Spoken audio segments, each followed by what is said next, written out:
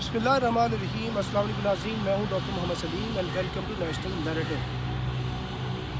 India Pakistan को तनहा करते करते ख़ुद तनहा होता होता तनहा होके रह गया है और इंडिया की इतनी हज़ीमत हो रही है, एक जग हसाई हो रही है पूरे ख़ित्ते के अंदर, पूरी दुनिया के अंदर, कि उस चीज़ का इल्म सवाए इंडिया को सबको है।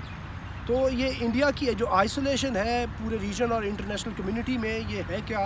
आज के व्लॉग में इस चीज़ का जायज़ा लेते हैं। नाज़रीन, पाकिस्तान के ख़िलाफ़ इंडिया ने तो since the making of India and Pakistan कोशिश की है पाकिस्तान को ये अनडू कर दे, और कोई ऐसा लम्हा नहीं गुज़रा, कोई ऐसा साल नहीं गुज़रा जब इंडिया ने पाकिस्तान को ज़ख्म पहुँचाने की कोशिश ना की हो।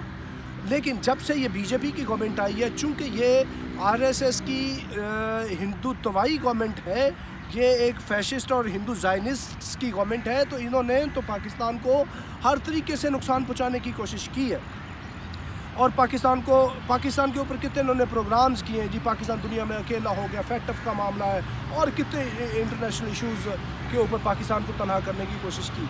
लेकिन अब ये कैसे तनहा होकर रह गए हैं, आप ये देखें कि इन्होंने जो 10 तारीख को कॉन्फ्रेंस की है अफ़गानिस्तान के ऊपर, इस कॉन्फ्रेंस में रशिया ने भी इनके साथ एक शिरकत की है, तो उसका एलामिया भी एक वो भी मुतनाज़ा हो गया और उससे कोई देर पा असरात भी हासिल नहीं हो सके। उसके अंदर जो बड़े प्लेयर्स थे, जो ख़ुद अफ़गानिस्तान था, वो भी नहीं आया। और अभी प्रेजेंटली मामला ये है कि इंडिया के जो ताल्लुकात है पाकिस्तान के साथ भी ख़राब है, इंडिया के ताल्लुकात ईरान के साथ भी बिल्कुल अभी सर्दमोहरी का शिकार है। इंडिया के साथ जो चाइना के साथ ताल्लुकात हैं वो तो हालत जंग के अंदर है। अभी भी समझ लें वो एक आर्मिस्टिस टाइप एक टाइम चल रहा है दोनों के दरमियान। और दूसरी जो बात है, आगे चल के नेपाल के साथ इनकी गोली चली हुई है। भूटान को वो अपनी क्लाइंट स्टेट समझता था, भूटान के साथ भी ताल्लुकात ख़राब है।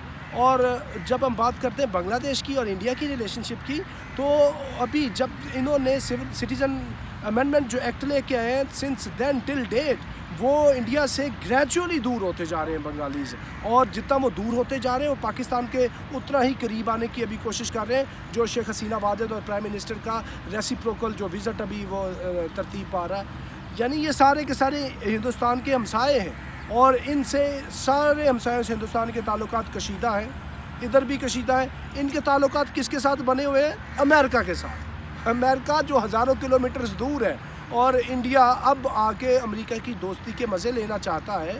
और शायद हिंदुस्तानियों का इल्म कम है, और इनको पहले थोड़ा स्टडी कर लेना चाहिए कि जिसके साथ अमेरिकियों की दोस्ती रही है, अमेरिकियों ने उनको कितना ज़ख्म पहुँचाया। पाकिस्तान को तो बखूबी अंदाज़ा है अमेरिका का, तो हिंदुस्तान उस चीज़ का मज़ा लेना चाहता है, तो मोस्ट वेलकम ये आ जाए।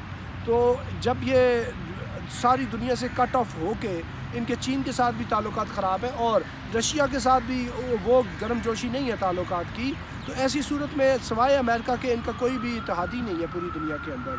तो वो जब इतने 1000 किलोमीटर आप दूर बैठ के बात करते हैं, तो वो इत्तेहाद किस किस्म का कोई इत्तेहाद नहीं होता। और उनके साथ ताल्लुकात की आप नौइयत देख लें। अमेरिकन जब इन पानियों में आए हैं, इंडियन ओशन के अंदर जो एक्सक्लूसिव इकनॉमिक जोन है, उसके अंदर वो अपने एसेट्स लेके आए, वॉरशिप्स लेके आए, तो इंडियंस ने आगे शोर मचाया कि जी ये तो इंडियन ओशन है। तो उन्होंने ये बताया कि ये जो हाई सीज़ होते हैं ये इंटरनेशनल प्रॉपर्टी होती है, anybody can go over there, you get a site. तो इसके ऊपर अमेरिकन का भी उतना ही हक़ है जितना कि हिंदुस्तानियों का हक़ है। तो ये हिंदुस्तान की हैसियत है कि जिसको ये अपना इस टाइम सबसे बड़ा एलाई और सबसे बड़ा बेइख़ा समझता है अमेरिका को। अमेरिका के लिए इन्होंने ये जो तजर्बा किया है, ये तजर्बा काउंटर प्रोडक्टिव होगा, टाइम विल टेल। और टाइम की क्या बात करनी है, ये जो ठेकेदारी इनको दी थी अमेरिका ने अफ़गानिस्तान के अंदर, वो भी ये ठेकेदारी ना वो पाए तकमील तक जा पहुँची, बल्कि उधर से भी इनकी छुट्टी हो गई है हिंदुस्तानियों की।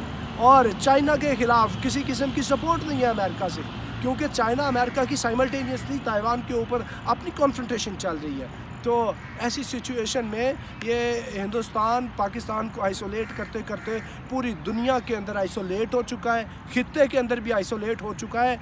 लेकिन इस चीज़ का जो एतराफ़ है वो ख़ुद हिंदुस्तान की जो फैशिस्ट गवर्नमेंट है उसको नहीं है, क्योंकि उनके आंखों के आगे पर्दा आया हुआ है फैशिज़म का, टेररिज्म का, तअस्सुब का, ज़ायनिज़्म का, हिंदुत्ववायत का, उस पर्दे के अंदर से वो देख नहीं सकते।